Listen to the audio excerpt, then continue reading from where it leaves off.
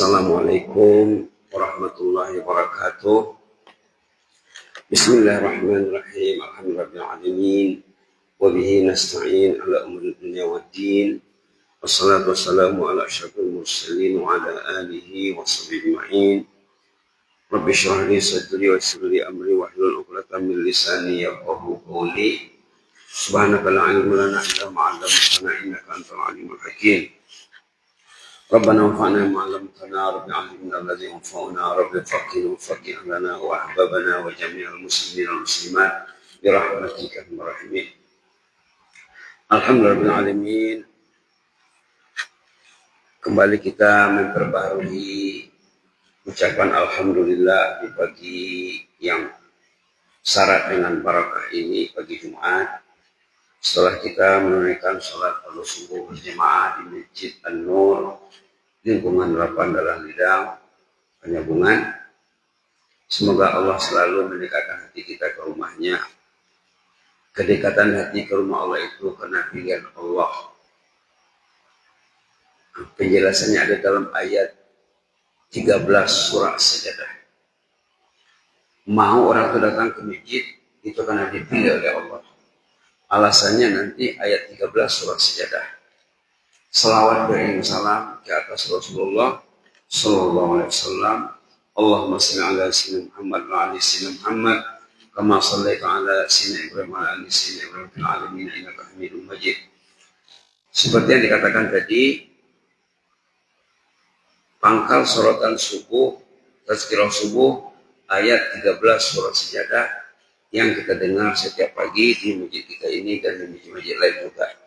Di sini Allah memperingatkan, walau syi'na la'atayna kulla nafsin hudaha walakin haqqal qawlu minni la'amla'anna jahannam minal jinnati wan nasi ajma'in. Ayat 13 surah Sajadah halaman 416. Walau syi'na, kalau Allah menghendaki, kalau Allah itu mau, la'atayna kulla nafsin, Allah memberi setiap orang, setiap personil, setiap individu hudaha, dikasihnya hidayah. Penuh masjid. Zaman Nabi ya, orang datang sembahyang subuh mengatasi yang datang sembahyang hari raya di zaman kita.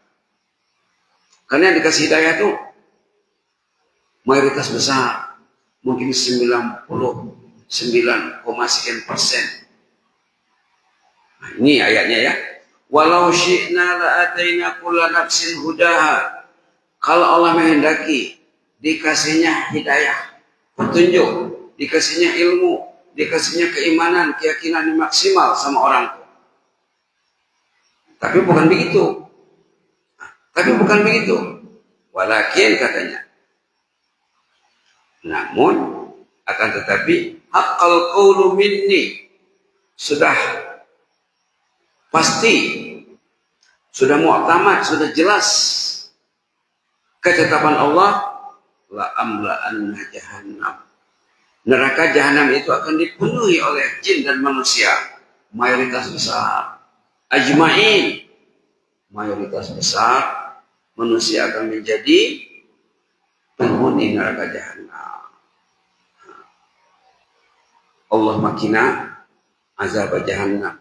Ya Allah, lindungilah kami dari azab neraka jahanam. Ini mukadimah saja ketika dari surah Sajadah. Kita masih lagi bersama hadis yang disorot dalam khutbah Jumat yang lalu ini sekarang sudah Jumat. Sudah Jumat ke Jumat, kita membincangkan hadis Nabi yang diangkat dalam khutbah Jumat. 3 faktor yang menyelamatkan, 3 faktor yang membinasakan. Salasun munjiat, 3 yang menyelamatkan. Wasalasun muhlikat, 3 yang membinasakan. 3 yang menyelamatkan antara lain khasyatullah ta'ala. Nak selamat, nomor 1 khasyatullah, takut kepada Allah. Takut dia Allah memanggilnya ke rumahnya sebuah hari, tapi dia tak nampak jalan ke masjid. Takut. Maka ulama membagi takut ini kepada beberapa bagian. Ini bersama kita sekarang kitab Mukhtasar Minhajul Qasidin. Buku ini ada edisi Indonesianya, ada jual di Shopee. Pembagian takut. Sebelum dibuat pembagian takut, ada satu kata hikmah yang sangat populer ya. Diketahui umum dalam Islam. Tidak tahulah jemaah biasa dengar atau tidak. Katanya apa? Ra'sul hikmati makhafatullah. Gudang ilmu itu, kunci utama ilmu itu makhafatullah. Takut kepada Allah. Kalau ada takut, ada rasa takut, itu sudah merupakan gudang ilmu. Kunci ilmu. Ra'sul hikmati makhafatullah. Kalau asal makna literalnya, kepala ilmu itu takut kepada Allah. Artinya kunci utamanya takut kepada Allah. Nah, di sini ulama membagikan takut itu kepada beberapa kategori. Pertama, katanya takut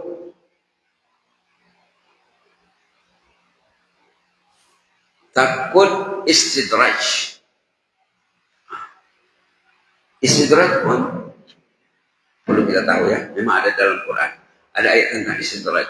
Istidraj itu kita menerima nikmat Allah, orang itu menerima nikmat Allah berbalut nikmat, tapi tak ingat mensyukurinya. Mempergunakan nikmat Allah dalam kelalaian, dalam kealpaan. Itu istidraj namanya. Hanya dalam kelalaian dengan menggunakan nikmat Allah. Ada rumahnya nggak ada Quran. Malam Jumat, hari Jumat, siang Jumat, suami tak pegang Quran, istri tak pegang Quran, anak-anak no Al-Quran. Itu istidraj. Ya ada apa? Ya ada media lain. Media lain ada. Media Allah, media Rasulullah. Nggak ada. Na'udzubillah. Pembagian pertama, takut istidraj. Yang kedua, takut lari daripada istiqamah. Yang kita minta dalam salat. Ihdinas siratal mustaqim. Bimbinglah kami menempuh jalan yang betul. Istiqamah namanya Pak ya. Rata-rata kita sudah tahu istiqamah. Dia takut kalau dia dah di luar rel, di luar jalur, bukan istiqamah lagi. Dah lupa kepada Allah. Kemudian takut yang berikutnya, takut su'ul khatimah. Takut meninggal dalam keadaan lengah dan lalai, dalam kondisi yang menakutkan. Kita kadang-kadang mendengar orang meninggal dunia, fulan bin fulan meninggal, fulan bin fulan meninggal. Kalau kita dengar ceritanya, banyak yang menakutkan, mengerikan, su'ul khatimah. Dalam hadis dibilang, siapa yang ringan langkahnya datang ke masjid, hidup matinya akan dijaga Allah.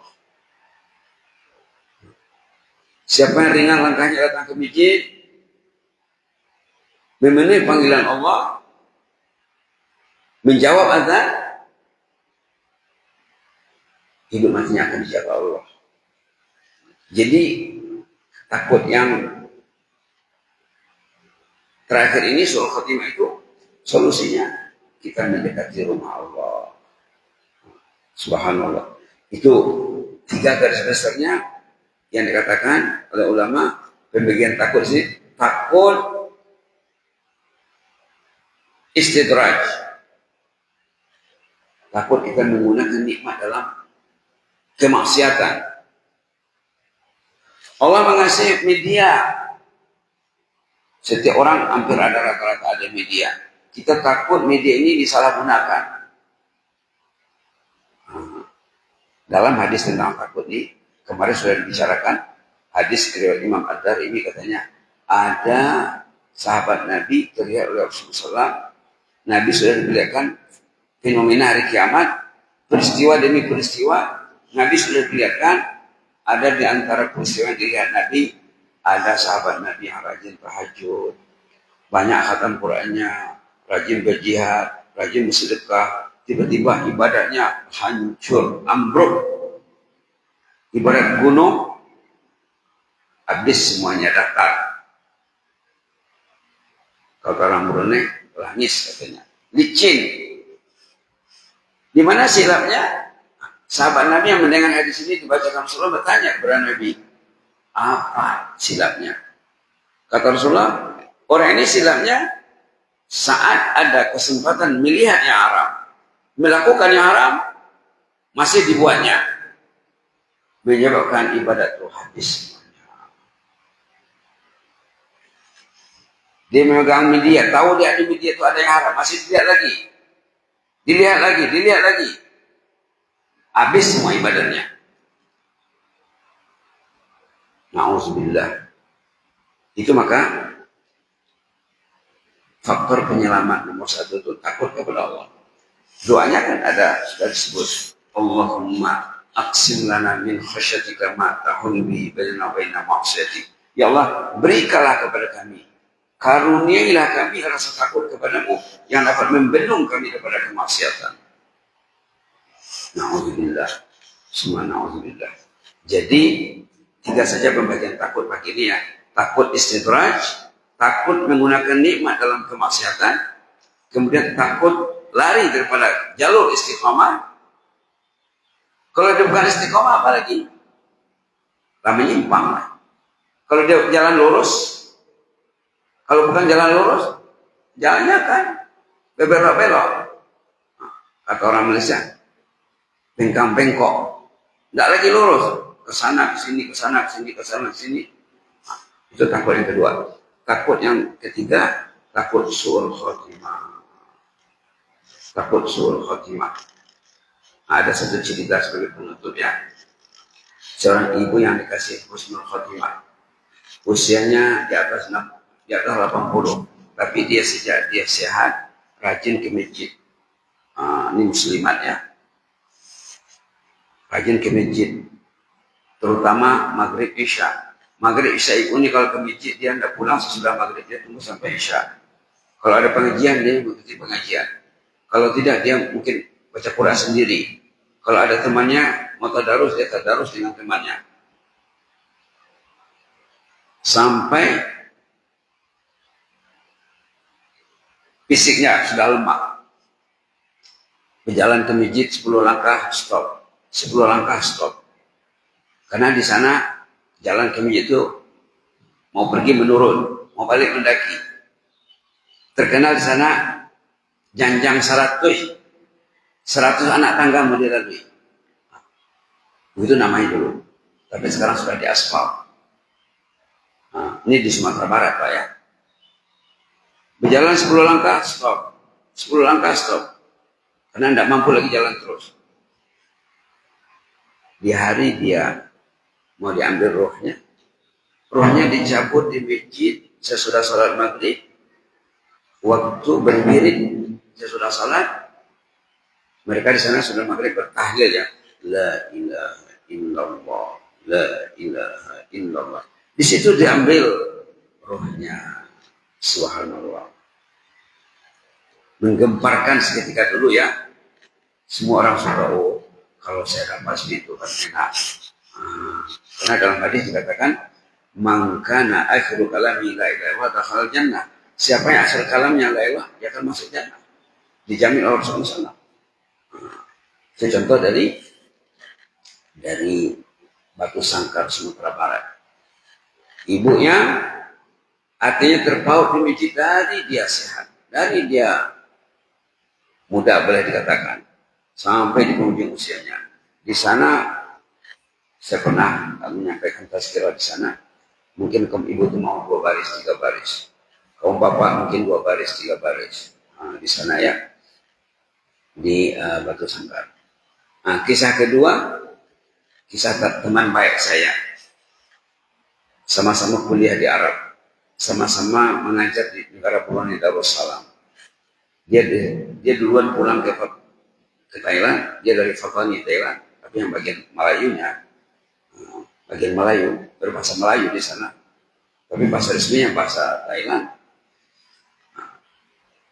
Macam sesudah subuh seperti ini, sesudah subuh dia tak keluar, dia baca Quran, dia berzikir, menunggu duha, menunggu waktu duha. Di situ diambil rohnya, sehat walafiat, pergi ke masjid naik kendaraan sendiri, pulang ke rumah, jenazah ahlul jannah, alhamdulillah, meninggal di masjid karena sejak dia sehat, sejak dia muda, artinya memang dekat dengan rumah Allah, dekat dan lekat hatinya di masjid. Jadi kalau kita bimbang tentang su'ul khotimah, meninggal dalam keadaan tidak baik, maka antara solusinya dekatkanlah hati kita ke masjid. Insya Allah dijamin dalam hadis, asya bi khair wa mata bi khair. Orang yang hatinya dekat dengan rumah Allah, hidup hatinya akan dijaga Allah. Mudah-mudahan kita selalu dijaga Allah. Jazakumullah khairan. Inni uhibbum fillah wa astaghfirullah. Wassalamualaikum warahmatullahi wabarakatuh.